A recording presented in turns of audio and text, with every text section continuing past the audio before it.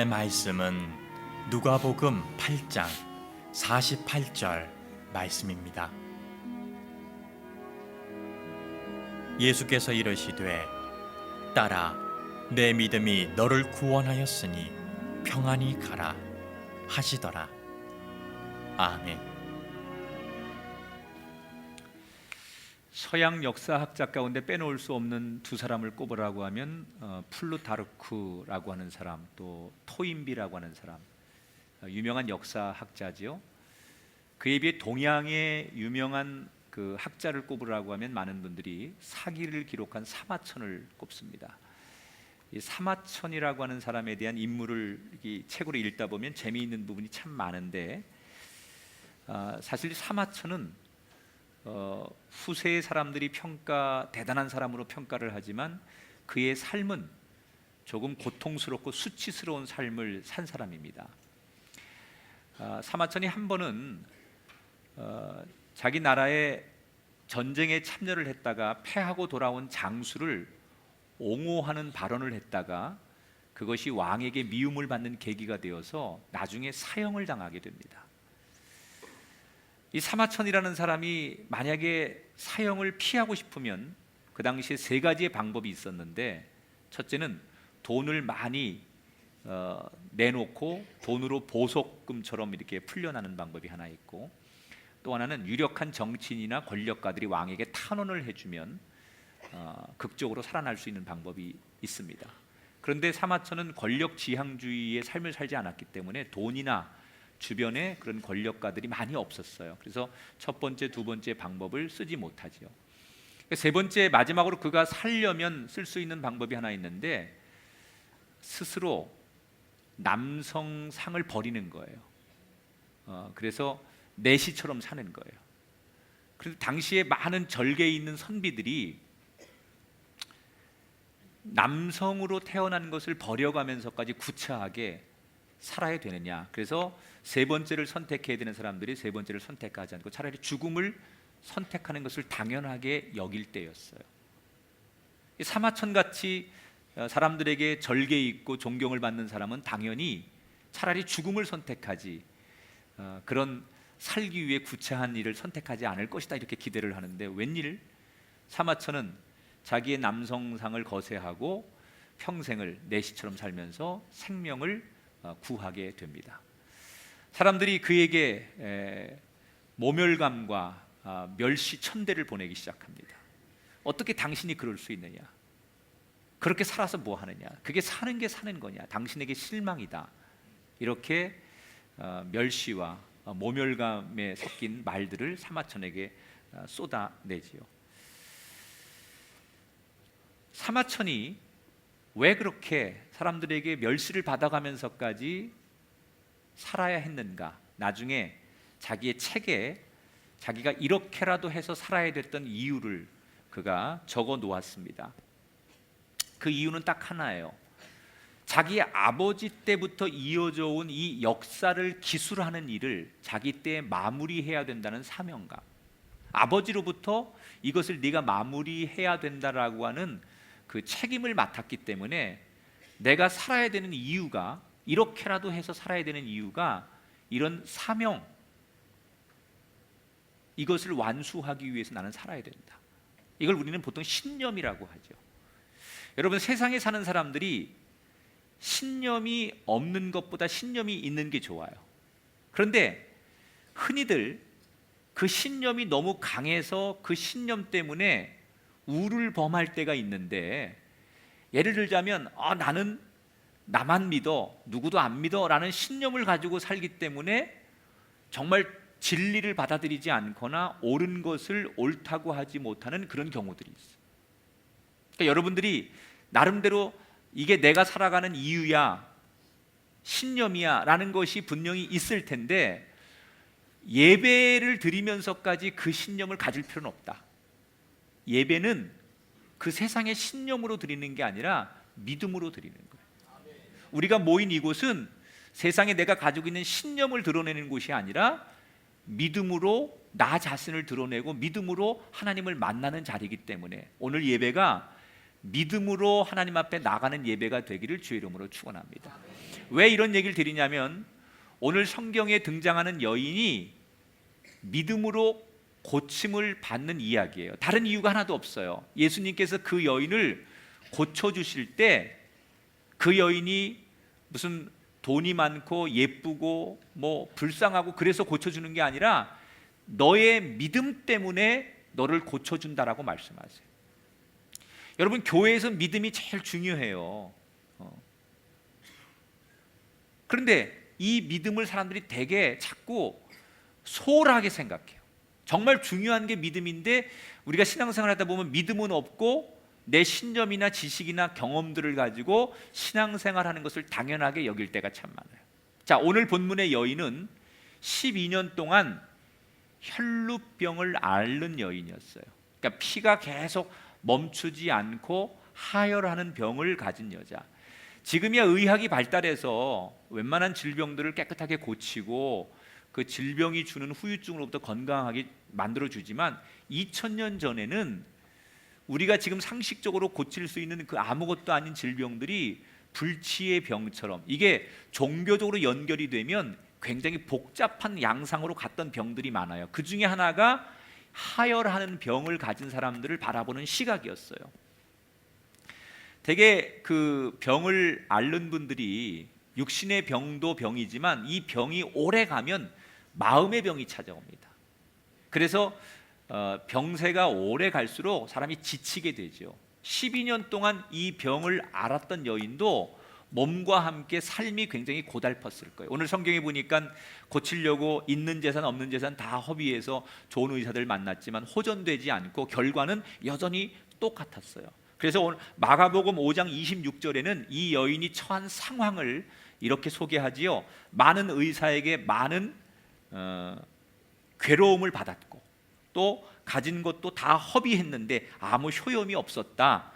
도리어 병이 그때보다 더 중하여졌다. 그러던 차에 회복이 되지 않던 차에 이 여인이 어느 날 예수님을 만나게 됐다는 거예요. 그런데 예수님 만나자마자 이 여인이 12년 동안 그렇게 고쳐보려고 자유하려고 했던 그 병이 한순간에 예수님을 만남으로 고쳐졌대요. 아멘 좀 세게 해주시면 안 될까요? 나는 아멘으로 먹고 사는 사람인데. 자, 그런데 너무 잘 아는 얘기니까 이 얘기는 제가 좀 스토리는 좀 뒤로 하고, 예수님께서 이 여인을 고칠 때 한 가지를 말씀하세요. 오늘 이게 중요한 본문이거든요. 딸아, 내 믿음이 너를 구원했으니 평안히 가라. 이 구절이 굉장히 중요한 구절이에요. 예수님이 이 여인에게 구원을 말씀하시는데 다른 조건을 말하지 않아요. 믿음 하나만 얘기해요. 내 믿음 때문에 내가 구원을 받았으니 그 구원 때문에 너는 그 병에서 고침과 자유함을 얻게 된다는 거예요. 여러분, 구원이라는 게 이렇게 중요해요. 예수님은 우리에게 다른 걸 보지 않아요. 너 착하게 살았니?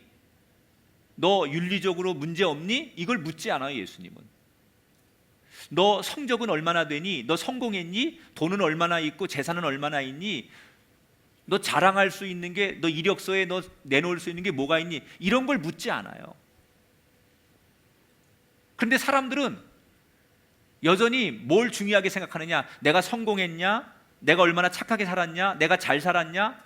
내가 얼마나 돈이 있느냐? 이걸 우리는 굉장히 중요하게 생각하는데 예수님은 의외로 이걸 중요하게 생각하지 않아요. 넌 어떤 성적을 가지고 있냐? 넌 얼마나 돈이 있느냐? 얼마나 착하게 살았느냐? 이걸 묻지 않아요. 언제나 누구를 만나도 예수님은 한 가지만 물어봐요. 믿음이 있느냐?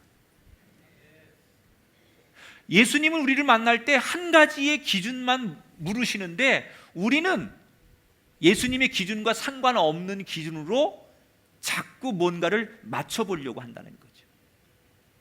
도대체 믿음은 뭐냐? 왜 예수님은 다른 조건은 묻지 않으시고 다른 조건은 말하지 않고 믿음 때문에 구원도 받는다고 하고 그 믿음 때문에 귀하게 여기고 믿음 때문에 자유를 주시는 걸까? 믿음은 도대체 뭐냐? 그렇게 예수님에게 믿음이 중요하다면 우리에게도 그 믿음이 중요해야 되는데 우리는 그 믿음을 때때로 별것 아닌 걸로 치부하고 잊어버릴 때가 많다는 거예요. 오늘 이 여인의 믿음을 통해서 다시 한번 믿음은 그런 거야. 그래, 나도 그 믿음을 가져야지. 그 믿음 때문에 예수님 앞에 내가 바로 설 수 있어야지. 그렇게 되기를 축복합니다. 자, 이 여인이 가졌던 믿음은 어떤 믿음이냐? 따라합시다. 두려워하지 않는 믿음. 그 조선시대 선비 중에 남명조식이라고 하는 선비가 있습니다. 아마 좀 고전적 책을 읽는 분들이 이 조식이라는 이름을 들어봤을 텐데, 이 조식이라는 사람은 두 가지로 유명합니다. 첫째는 과거를 시험 보지 않는 사람으로 유명했죠. 그 당시 많은 그 사람들이 그 출세길로 또는 그 양반의 길로 내지는 중앙으로 가는 길이 다 과거라고 하는 제도를 통해서 가야 되는데 나는 그 과거라고 하는 것을 내가 보지 않겠다. 끝까지 과거 공부를 거부하면서 살았던 사람이 조식 선생이죠. 또 하나, 이 사람 굉장히 대쪽 같은 성품을 가진 사람으로 유명합니다.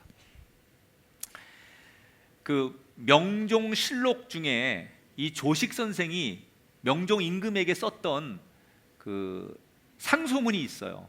근데 굉장히 이게 파격적입니다. 그 당시 왕에게 할 수 없는 소리를 이 조식 선생이 합니다. 제가 한번 읽어볼게요. 명종실록에 나오는 얘기예요. 어머니 황후는 생각이 깊으시지만 깊숙한 궁중의 한 과부에 지나지 않으시고 전하는 어리시어 단지 선왕의 외로운 후사에 지나지 않습니다. 그러니 수많은 재난과 갈라져 버린 민심을 어떻게 수습할 수 있겠습니까? 여러분, 이게 굉장히 파격적인 얘기거든요. 당신의 어머니가 왕도 아닌데 왜 이렇게 왕처럼 살고 당신은 아무것도 모르는 어린 주제에 어머니 치마폭에 앉아가지고 왕구실도 못하면서 나락골이 이게 뭐냐, 이런 얘기 아닙니까? 그 당시의 왕은 권력가고 사람의 생명을 마음대로 좌지우지할 수 있는 사람 앞에서 이런 탄원서를 냈다는 거는요, 이 보통 배짱 가지고 되는 게 아니죠. 두려움이 없는 거예요. 죽으면 죽으리라 이렇게 용감함으로 모든 것을 대했던 사람, 그가 바로 조식 선생이었다는 거예요. 여러분, 많은 사람들이, 현대인들이 새로운 일에 도전하지 못하고 옳은 줄 알지만 그 옳은 것을 선택하지 못하는 이유 가운데 하나가 두려워해요. 변화에 대한 두려움, 미래에 대한 두려움, 실패에 대한 두려움, 거절에 대한 두려움. 이게 현대인들이 가지고 있는 많은 아픔이에요. 오늘 성경의 이 여인은 여러 가지 그 지금 두려움의 조건을 많이 가지고 있었어요. 우선 여성이라고 하는 편견의 두려움. 2000년 전의 유대 사회에서 여자는 남자에 비하면 존재 가치가 없는, 그래서 지금도 어떤 목사님들이 이걸 많이 써먹더라고요. 성경에 여자여 잠잠하라, 이 구절을 굉장히 남성들이 많이 써먹는데, 배경적 사상이 여자에 대해서 굉장히 위축되게 만드는 시대였어요. 더군다나 이 여인이 지금 하혈을 하는 병을 가지고 있어요. 병자예요.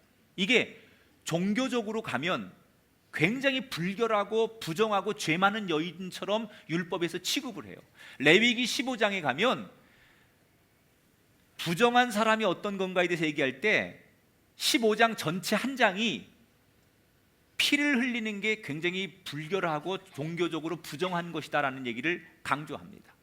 그러니까 이 여자가 율법에 의하면 굉장히 부정한 여인이에요. 여러분, 하혈을 하는 여자, 피를 흘리는 여자가 앉은 자리에 누가 앉으면 그 사람도 부정해진다고 그래요. 그 사람이 물건을 만졌는데 건강한 사람이 그 물건을 만지면 부정하다고 하고, 침을 뱉었는데 그 침이 내 몸에 묻으면 같이 부정한 사람 취급받던 시대예요. 율법에 그렇게 나와요. 그 규정이 있어요. 그러니까 이 여자는 자기만 불행한 게 아니라 주변 사람까지도 불행하게 만들 수밖에 없는 불행한 사람이에요. 그래서 자존감이 땅바닥에 떨어지고 자기 삶에 늘 남들의 시선으로부터 위축돼 있는 삶을 사는 사람이 이 여인이었어요. 그런데 그런 여인이 오늘 성경에 용감하게 그 군중들 틈바구니를 헤집고 들어가서 예수님의 옷자락에 손을 댔어요. 이 여인은 그럴 상황이 아니에요. 그런 여자가 아니에요. 지난 12년 동안 이렇게 산 적이 없어요. 그럴 만한 배짱이 있는 여자가 아니었고 한 번도 이렇게 살아본 적이 없는 여자예요. 그런데 오늘 그 자리에서 예수님을 보면서 저 예수님은 그냥 랍비요, 선생님이요, 좋은 철학가요, 성경을 전해주는 분이 아니라 저분은 하나님이 보내신 예수 그리스도, 나를 구원하시는 메시아라고 믿었다는 거예요.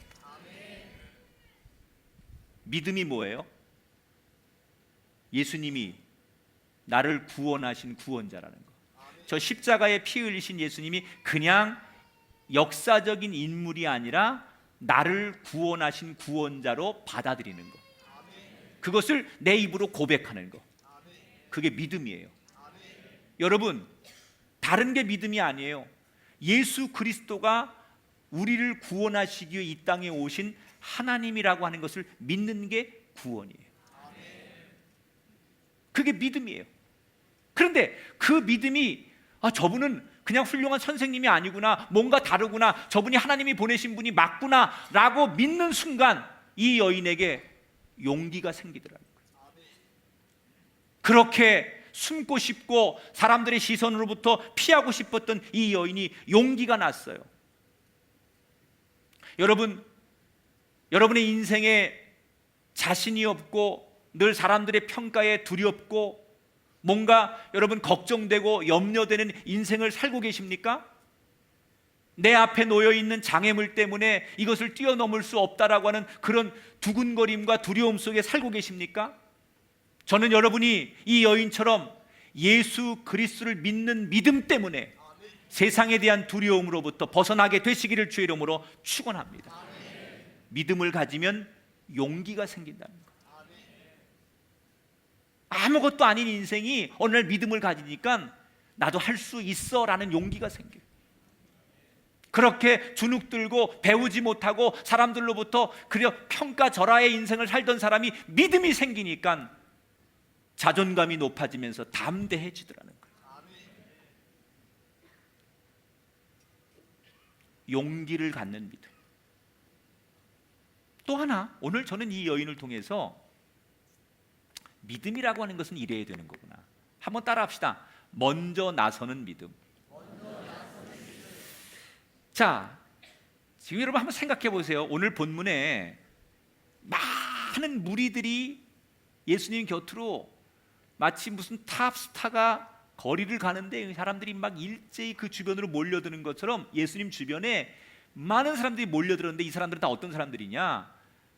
대부분 환자들, 예수님께 기도받고 싶은 사람들, 예수님과 상담하고 싶은 사람들, 예수님을 꼭 필요해서 만나야 되는 사람들이 주변에 많이 모였을 거예요. 어떻게 하면 예수님께 기도 한번 받을 수 있을까? 예수님께 안수 한번 받을 수 있을까? 이런 예수님의 필요를 느끼는 사람들이 예수님 곁에 지금 모여드는 거예요. 그런데 그 많은 사람 가운데 어떤 사람이 치료를 받냐는 거예요.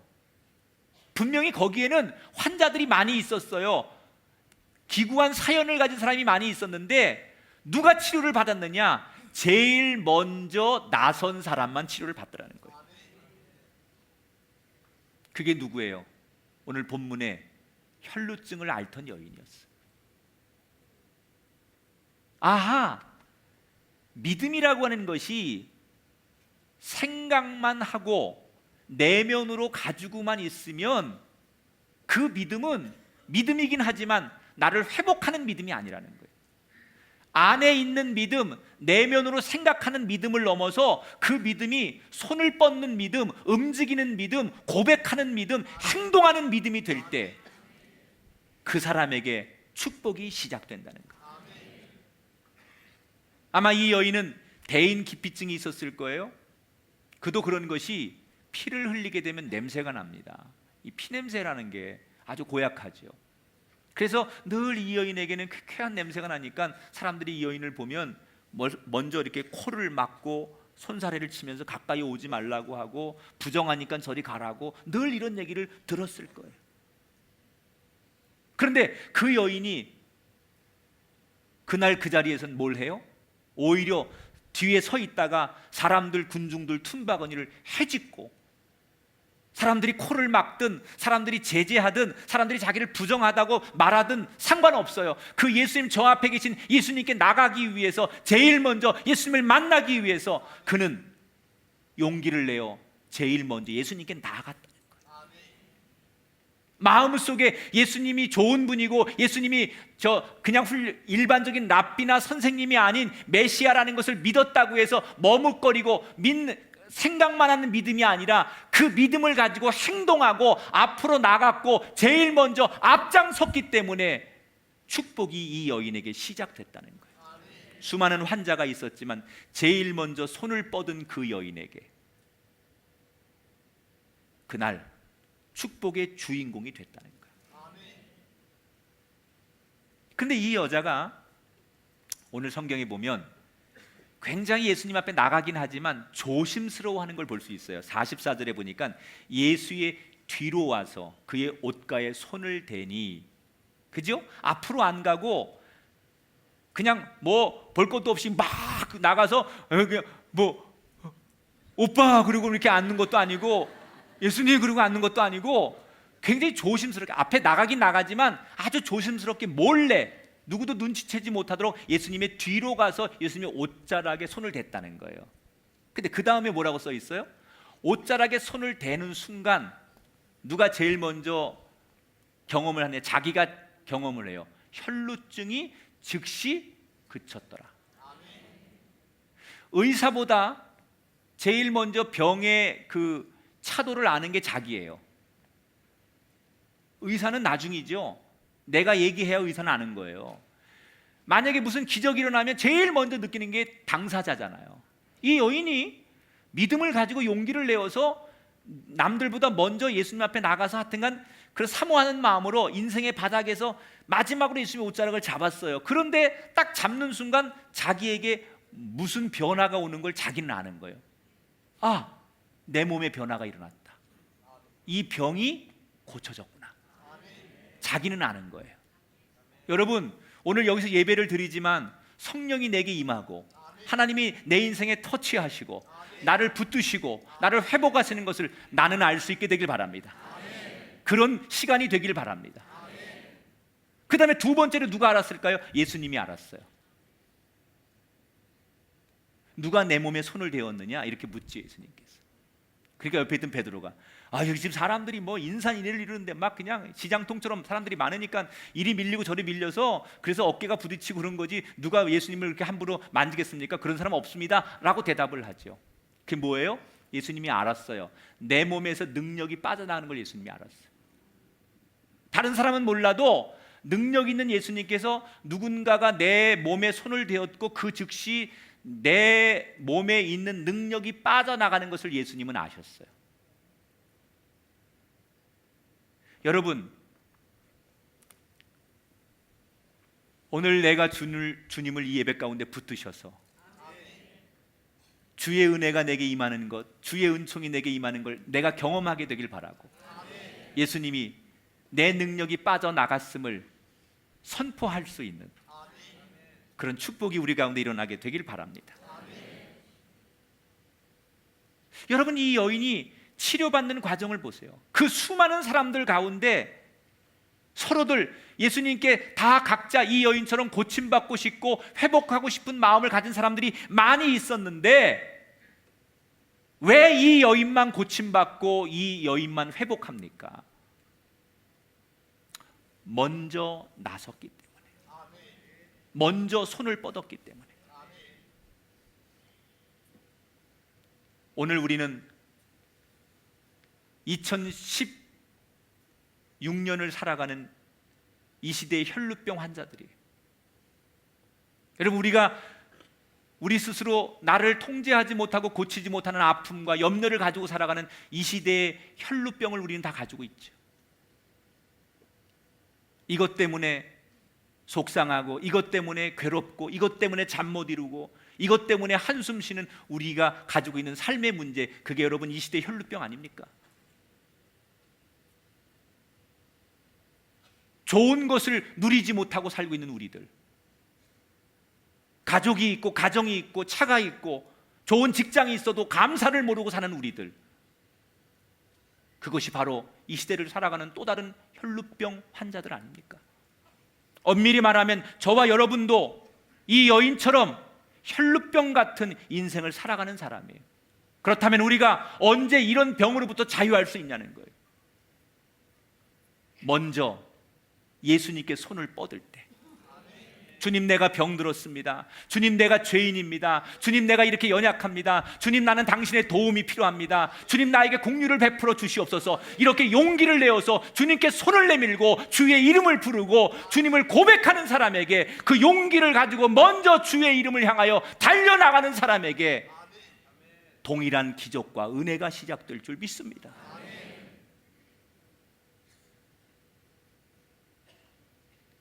오늘 성경에는 그렇게 자세하게 소개는 안 되지만 내가 이 성경을 이렇게 묵상하면서 분명히 이랬을 것이다, 내가 이렇게 한번 이야기를 조금 더 구체적으로 상상하면서 성경을 만들어 보는 거예요. 어땠을까? 자, 예수님이 이제 막 사람들 앞에 둘러싸이는데 약간 이 여자가 용기를 내어서 앞에 나가서 예수님 옷자락을 조심스럽게 만졌잖아요. 아무도 모르게 한다고 했는데 예수님은 아셨어요. 그때 예수님께서 주위를 두리번거리면서 누가 지금 내 몸을 만졌는데 누구냐? 이렇게 하셨을까요? 아니에요. 내가 보는 성경은 어땠을까? 이런 거예요. 예수님 능력이 빠져나간 걸 예수님이 아셨어요. 그리고 나서 예수님은 곧바로 그 여인을 쳐다보셨어요. 사람들이 다 있는데 계속 그 여인을 바라보면서 누가 내 몸에 손을 댔느냐라고 그 여인을 바라보면서 묻는 거예요. 그러니까 이 여인이 예수님이 자기를 계속 쳐다보면서 누가 내 몸에 손을 댔느냐라고 물으시니까 마치 쥐가 고양이 앞에 눈이 딱 마주치는 순간 얼어가지고 꼼짝도 못하듯이 이 여인이 다수를 향하여 묻는 질문 같지만 예수님의 눈은 나를 향하고 있는 거예요. 그때 이 여인이 자기는 아무도 모르게 예수님의 옷자락을 만졌다고 생각했는데, 그래서 치유를 경험했는데 마치 처음부터 모든 걸 다 알고 계신다고 그렇게 생각하듯이 나를 바라보시면서 누가 내 몸에 손을 댔느냐? 그랬더니 베드로가 옆에서 끼어드는 거예요. 아니 누가 손을 댔다고 그래요? 그거 아니에요. 뭐 지금 이런 상황이라서 그런 거지 예수님 손댄 사람 없습니다. 이렇게 말했을 때 그 여인이 자기를 빤히 쳐다보는 예수님 앞에 무릎을 꿇죠. 47절 볼까요? 여자가 스스로 숨기지 못할 줄 알고 떨며 나와 엎드려 자기가 손댄 이유와 지금 나은 것을 모든 사람들 앞에 공개적으로 말했다. 그죠? 이 세 번째, 어떤 믿음이 예수님에게 정말 좋은 믿음이라고 칭찬받는 거냐? 숨기지 않는 믿음, 주 예수 앞에 다 아뢰는 믿음. 여러분, 현대인들은 비밀이 많아요. 그래서 숨기고 감추고 그런 게 참 많은 시대예요. 물론 사람에게는 때때로 숨겨야 될 일들이 있고 그것이 덕이 되는 게 많이 있습니다. 그런데 그러다 보니까 사람들이 하나님 앞에서조차도 하나님께도 믿음 생활하면서 숨길 때가 참 많아요.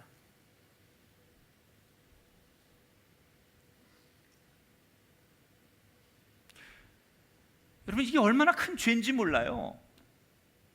사람들을 대하듯이 하나님 똑같이 대하는 거예요. 내가 숨기면 숨길 수 있다고 생각해요. 하나님 앞에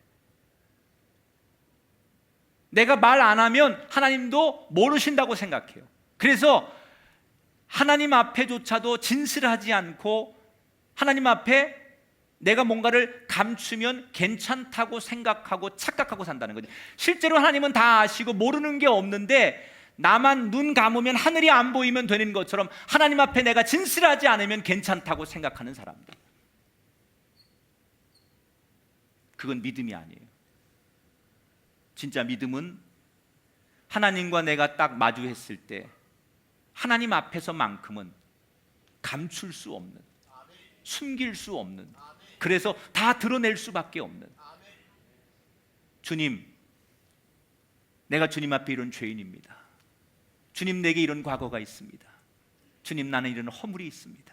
주님, 나는 이렇게 연약합니다. 주님, 내게 이런 욕심이 있고 내가 누군가를 미워했습니다. 이렇게 자기 안에 있는 모든 죄성과 연약함을 예수님 앞에 낱낱이 드러내는 이 여인이 지금 누가 내 몸에 손을 댔냐라고 했을 때 하나도 감추지 않아요. 자기의 부끄러운 과거, 왜 그럴 수밖에 없었는지, 내가 어떻게 살아왔는지 긴 얘기는 못했을 거예요. 시간이 없으니까. 그러나 엎드려서 그 여인이 뭐라고 고백했을까요? 눈물을 흘리면서 예수님, 바로 접니다. 저는 12년 동안 율법에 부정한 사람이라고 일컫는 혈루병 앓는 여인이었습니다. 내가 아무리 사람들을 의지해도 고치지 못하고 나는 버림받았고 나는 그렇게 사람들 앞에 멸시를 당했던 여인입니다. 그런데 오늘 내가 당신이 하나님이 보낸 메시아라고 믿었고 나는 당신의 손을 잡으면 나을 수 있다고 믿었기 때문에 내가 감히 당신의 옷에 손을 대었고 나는 오늘 여기서 고침을 받았습니다. 사람들이 그 여인을 듣고 부정한 여인이라고 손가락질을 하거나 돌을 던질지 모르지만 그런 위험에 노출되어 있지만 더 이상 감출 수가 없었어요. 그냥 솔직하게 예수님께 모든 것을 다 고백했어요. 그랬더니 예수님이 책망하셨습니까? 더러운 여자, 어디다 내 몸에 손을 대었냐고 예수님께서 불편해 하셨습니까? 예수님은 그 여인을 향해 어떻게 너 같은 여자가 내 몸에 손을 댔느냐고 책망하거나 나무라거나 절차를 밟지 않은 것에 대해서 말씀하지 않았어요. 오히려 기다렸다는 듯이 자기에게 모든 것을 다 고백하는 그 여인을 향해 오늘 본문의 말씀 따라 내 믿음이 너를 구원하였으니 평안히 가라. 저는 여기서 이 두 단어가 내 가슴을 뛰게 해요. 첫째, 따라. 여러분, 이거 누가 부르는 거예요? 이거는요, 아빠만 부를 수 있는 거예요. 아빠만. 이거는 아빠만 부를 수 있는 호칭이에요. 따라. 이 여인을 향하여 따라라고 부를 수 있는 사람이 누구 있습니까? 아버지의 특권이 아버지 특권. 따라라고 하는 이 명칭 하나예요, 여러분. 모든 메시지가 다 들어가 있는 거예요. 여러분 살면서요, 한 30년 원수진 사람들, 막 그것 때문에 괴로워하고 30년 원수로 산 사람이 있어요. 예를 들어서. 그런데 어느 날 30년의 긴 세월 동안 아픔과 불편함을 가지고 살던 그 둘의 관계 속에 어느 날 딱 만나서 진심으로 손을 잡고 눈물을 글썽거리면서 딱 한마디 해요. 내가 진짜 미안해. 그러면 그 30년의 수많은 사건과 이야기가 그 미안해라고 하는 한 단어 속에 다 녹아지는 거예요. 뭐가 더 이상 필요합니까? 그 30년 동안 수십 페이지, 수백 페이지 되는 사건을 가지고 미주알, 고주알 다 얘기해서 네가 옳으냐, 내가 옳으냐, 이게 맞냐, 저게 맞냐 이렇게 얘기해 해결되는 겁니까? 아니에요. 그냥 그 한마디에 다 녹아지는 거예요. 뭐가 더 필요합니까? 사랑해라고 하는 그 말 속에 뭐가 더 필요합니까? 어떤 설명이 더 필요합니까? 지금 예수님께서 이 여인을 향해 따라라고 부르는 그 다정한 음성 속에, 그 호칭 속에 예수님이 하고 싶은 메시지가 다 들어있는 거예요. 때로는 우리는 너무나 장황한 이야기를 듣고 싶어하고 많은 설명을 듣고 싶어하지만 의외로 주님은 우리에게 사랑하는 아들아, 사랑하는 딸아, 오늘도 우리를 그렇게 부르시는 그 주님의 나를 향해 부르는 그 음성 앞에 모든 문제는 처음부터 마지막까지 해결될 줄 믿습니다. 우리는 그 음성으로 사는 거예요. 나를 부르시는, 왜 그랬니? 뭐 때문에 그랬니? 그때는 왜 그랬니? 나 섭섭했단다. 너는 그때 왜 어떻게 했니? 뭐 이렇게 구구절절 물으시거나 말하지 않아요. 부연 설명하지 않아요. 따라. 때때로 저에게도 그런 하나님의 위로하시는 그런 음성이, 제가 이번에도 쉬면서 가능하면 두 가지 원칙이 있었어요. 자연에서 좀 있자. 자연에서. 도시로 가지 말고 자연으로 가자. 그래서 일부러 자연을 많이 찾았어요. 아주 자연이 있는 곳으로 좀 나를 좀 가려고 노력했는데, 그런데 이 제가 경험한 거니까 저는 몇 번 이번 쉼을 통하여 하나님이 저에게 파도 소리를 딱 듣고 있는데 깊은 밤에 파도 소리와 함께 뒤척거리는 저에게 사랑하는 김 목사야, 사랑하는 내 아들아, 이런 음성이 내게 들려오는 거예요. 다른 건 없어요. 그걸로 되는 거예요. 여러분, 오늘 여러분을 향하여 부르시는 그 주님의 호칭 때문에 그 호칭 안에 모든 것이 다 주님의 뜻이 전달되는 그 삶이 시작되길 축복합니다.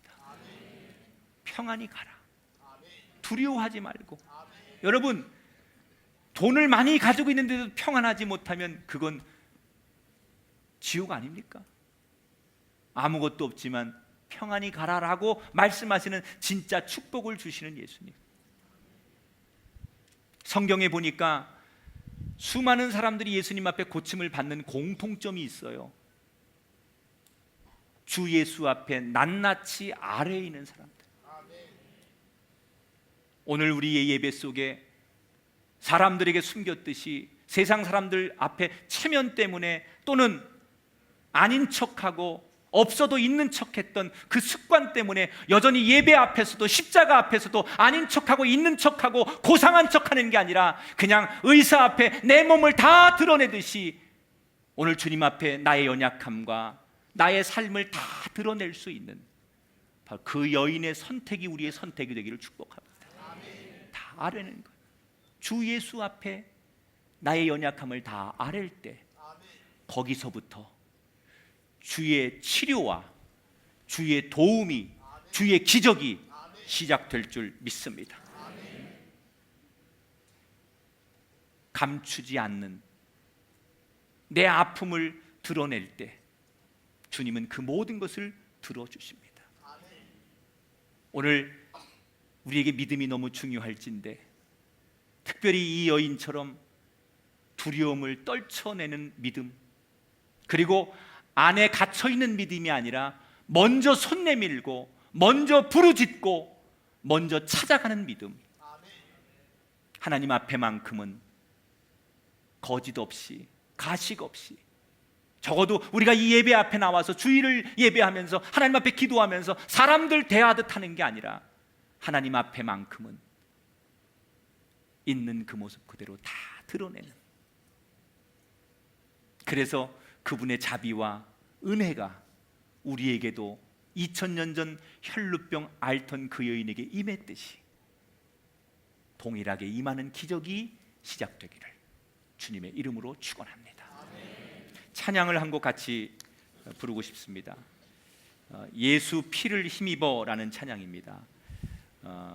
오직 예수님의 보혈로만 우리가 주님 앞에 나갑니다라는 그런 고백입니다. 오늘 들은 말씀을 생각하면서 우리가 주님 앞에 나갈 때는 내 의, 세상의 자랑, 지식이 아니라 십자가의 보혈로밖에 나는 나갈 수 없습니다. 그런 아주 기본적인 복음적인 마음을, 이건 노래라고 생각하지 말고 내 고백이라고 생각하고 이 찬양을 드렸으면 좋겠습니다. 주의 보좌로 나갈 때, 주의 보좌로 나갈 때에 어떻게 나가야 할까? 나를 구원한 주의 십자가, 그것을 믿으며 가네. 주의 보좌로, 주의 보좌로 나아갈 때에 나 여전히 부족하나. 나를 부으신 주의 그 사랑, 그것을 믿으며 가네. 자격 없는 내 힘, 자격 없는 내 힘이 위하니 오직 예수님의 보혈로 자격 없는 내 힘이 아니 오직 예수님의 보혈로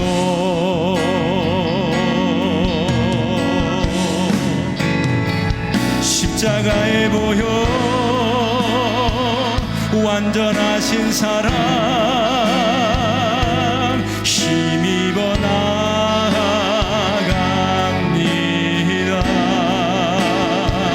십자가의 보혈 완전하신 사랑 힘입어 예배합니다. 다시 한번 고백이라고 생각하고요. 주의 보좌로 나아갈 때에 어떻게 나가야 할까? 나를 구원한 주의 십자가 그것을 믿으며 가네.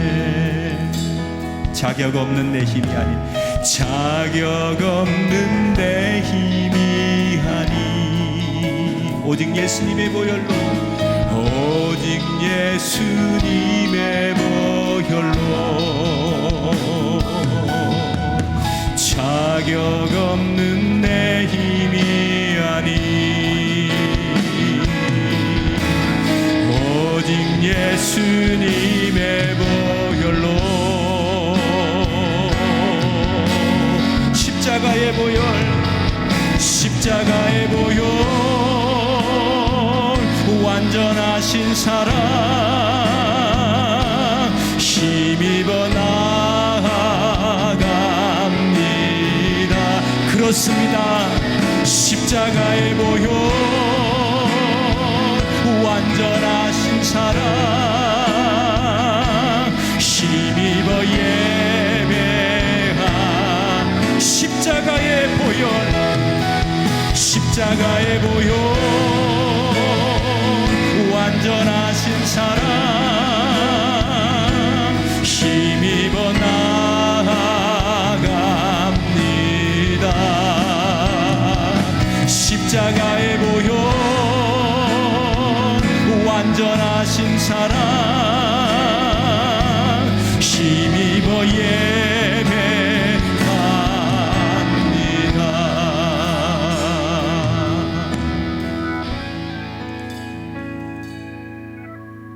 주님은 여러분에게 한 번도 자격을 물으신 적이 없는데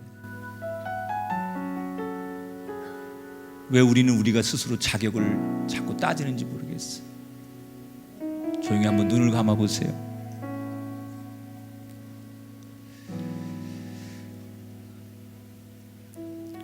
이 여인이 가졌던 믿음 가운데 다 고백한 믿음. 이 시간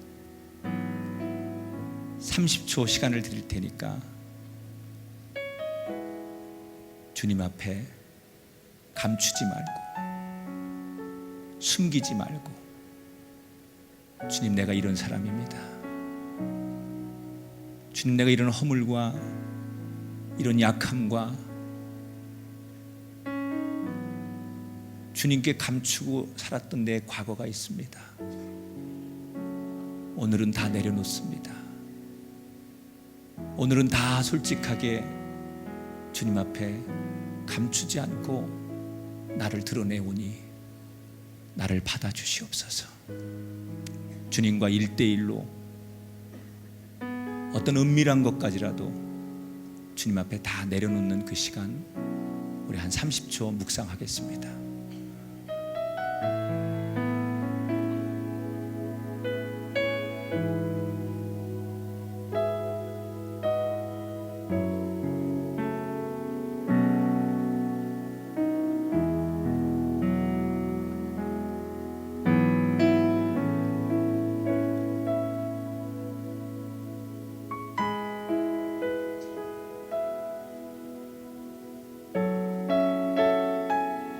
진심으로 참회하고 회개하는 사람에게 주시는 하나님의 용서의 말씀을 여러분에게 드리겠습니다. 의인이 부르짖음에 여호와께서 들으시고 그들의 모든 환난에서 건지셨도다.